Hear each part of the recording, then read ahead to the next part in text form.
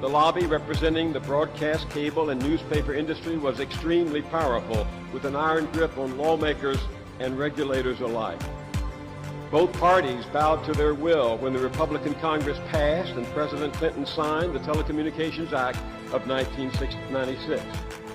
That monstrous assault on democracy, with malignant consequences for journalism, was nothing but a welfare giveaway to the largest, richest, and most powerful media conglomerations in the world. In 1950, most of America's news media were owned by 60 different companies. Today, they're owned by just 6. But it's starving America of real news and debate at a time when issues of the utmost seriousness confront our country and our planet. In the same way too much junk food can be bad for our health, too much junk media can make our democracy sick. We need more diversity and more truly local news. We need higher quality, and we need to make America's free press a real watchdog again, not some celebrity or politician's lapdog. Cassius was right. The fault, dear Brutus, is not in our stars, but in ourselves. Good night, and good luck.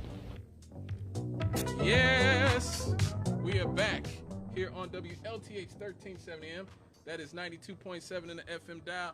If you're nasty, we working on getting Janet back. We got to get her back next to Mike. But for right now, we are here straight out of the cannon with me, Scott Cannon. The number is 219-885-1371. That number again is 219-885-1371. And before I got to get out of here, I just want to talk about the anniversary of something, a very important anniversary that really I totally overlooked because so much is going on in the world with these wars and obviously this administration. But maybe the most important piece of legislation of the last 30 years was signed just 30 years ago. And I'm talking about, of course, the Telecommunications Act of 1996. I've talked about it a lot on this show.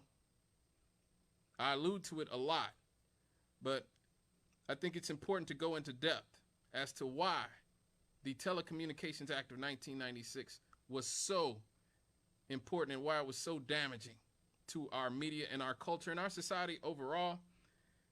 For some context, the Telecommunications Act of 1996 was a major overhaul of United States communications law.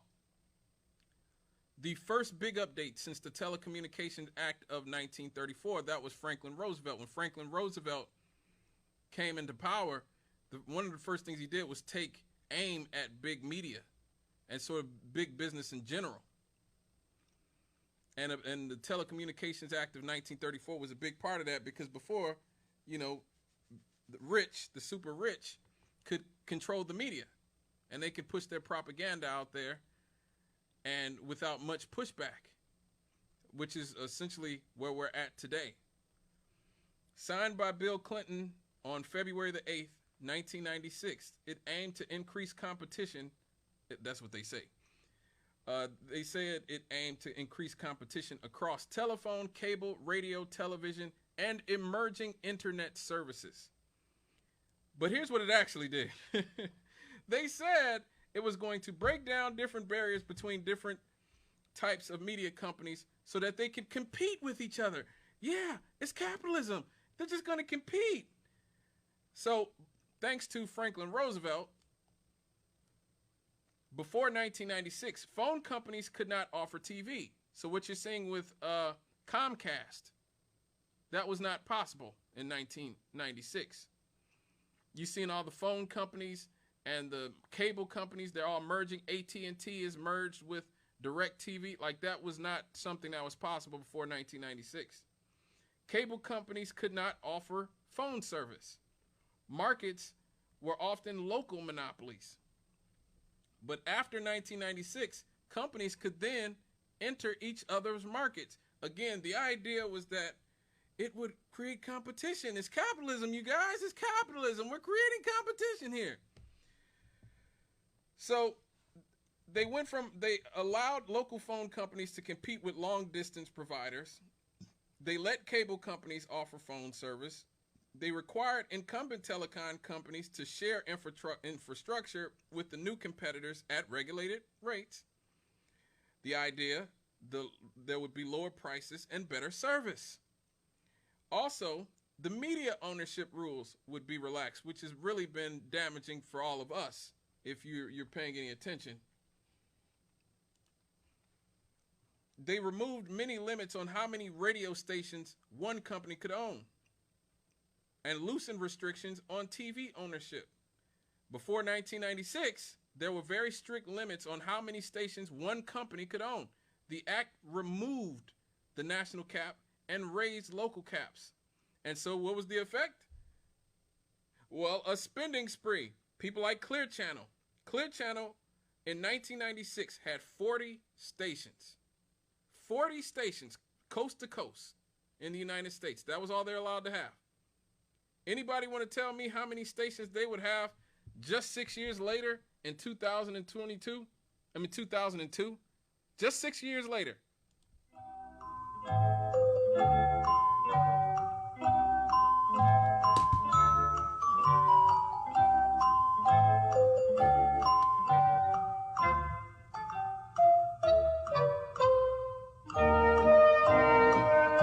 They'd have 1,200.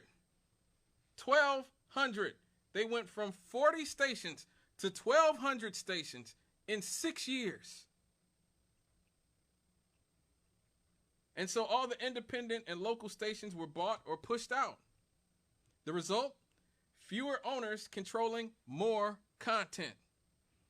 Standardized playlists across media. This is why everything sounds the same in media, in music. This is why music sucks. This is why radio sucks outside of WLTH, of course, because we're independently owned here at WLTH, which I always say is one of the reasons why I continue to stay here, because we're independently owned. The act would relax cross-ownership and national reach limits, so big companies could own more TV stations across the country. This is how you get Sinclair that owns hundreds or thousands of stations across America. Cable providers expanded dominance in local markets. Media giants began merging. You saw Disney immediately in 1996 buy ABC. You want to know why ESPN is so crappy and has become so crappy over the years? That's why. Walt Disney bought ESPN, which was owned by ABC.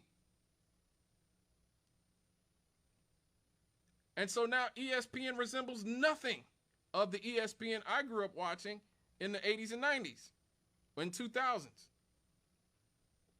So as a result of this, a few conglomerates control all the TV networks, all the film studios, all the cable systems. There's less competition. There's higher prices.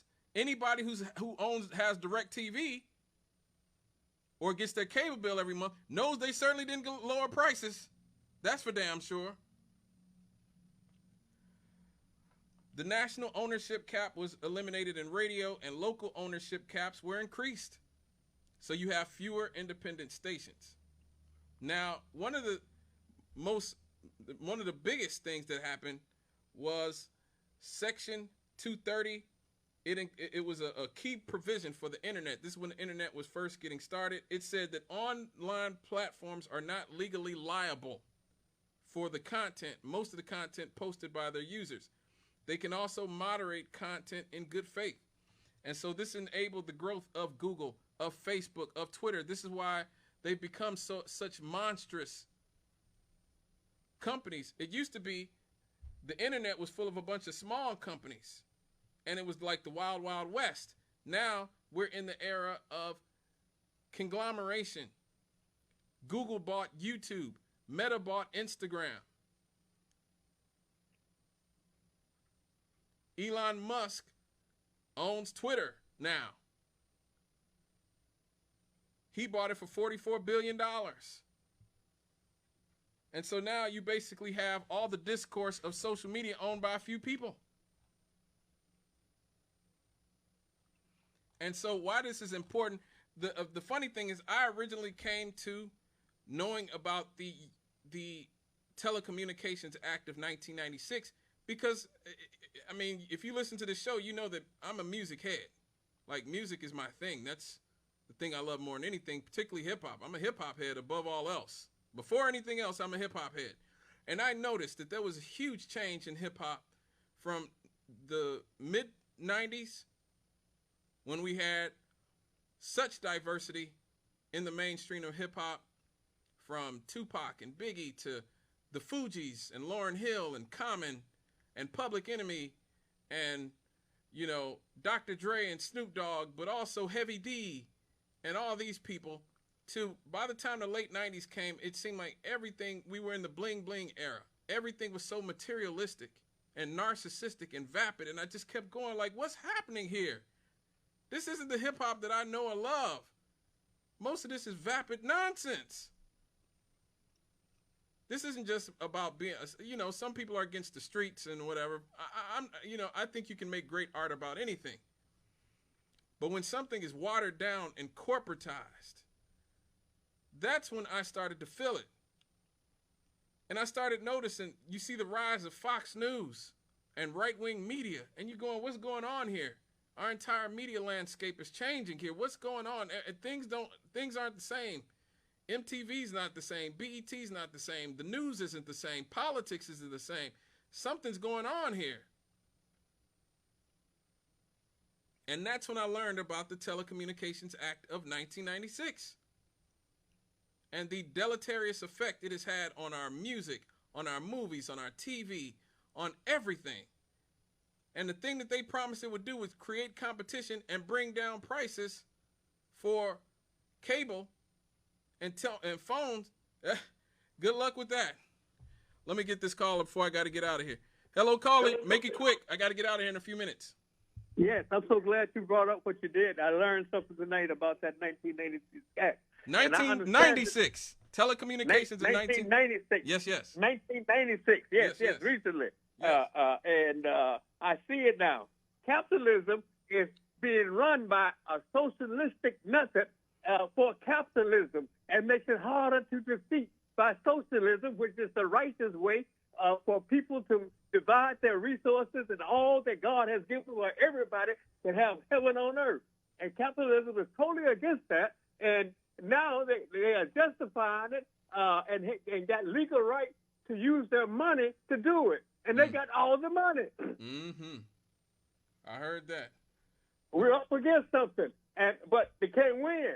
We got the right word, and the right word will be victorious. I heard the that. truth will prevail. I heard that, brother. Thank you for your call. All right. It's all good. Call back anytime. Oh man, it's already time. Good Lord, man. Good Lord, it's already time for me to get on out of here. Again, before I get out of here again, let me just say that I'm sorry, caller, I can't take your call. It's time for me to get out of here, like I said. Before I get out of here, like I said, this is a pro-labor show, a pro-working class show. So before I get out of here again, let me just say that the workers at BP, it is our obligation and our duty to support the workers at BP who are striking against a company that is eliminating jobs and cutting their wages, that is outsourcing hundreds of jobs, cutting base wages across nearly all job classifications, stripping the union of bargaining rights, ending seniority protections for layoffs, limiting the union's ability to strike. We got to fight back against this, y'all. We got to fight back against this. Again, I can't tell you what to do, but if you support workers, if you support labor, this is a way that you can do it. You can boycott BP, any of the BP gas stations, Amoco gas stations, Thornton gas stations, AM/PM gas stations, TNA, that's the truck stop gas stations, Petro gas station, BP Pulse, and Castrol. Don't buy no Castrol oil for your car or none of that. I can't tell you to do that, but hey, you can decide not to do that.